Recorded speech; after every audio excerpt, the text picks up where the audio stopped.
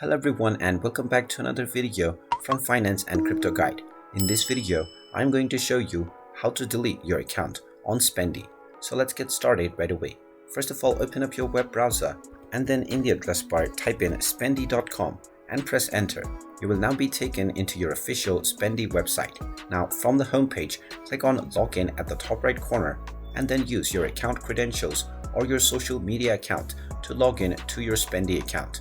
You will now be taken into your dashboard, from which if you wish to delete your account, click on the account icon at the top right corner and then click on settings. You will now be taken into the settings page, from which if you scroll down within the account section, you will find the delete account option at the bottom right. Go ahead and click on it and now you will be told to confirm the following points.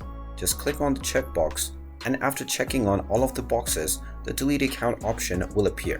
You can then go ahead and tap on it and you might be asked to enter your account password or provide a verification code that has been sent to your email address. After providing the confirmation, your account will be scheduled for deletion.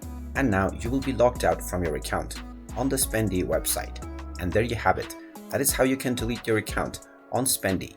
If you find this video helpful, make sure you hit that like button and subscribe to our channel if you haven't done so already.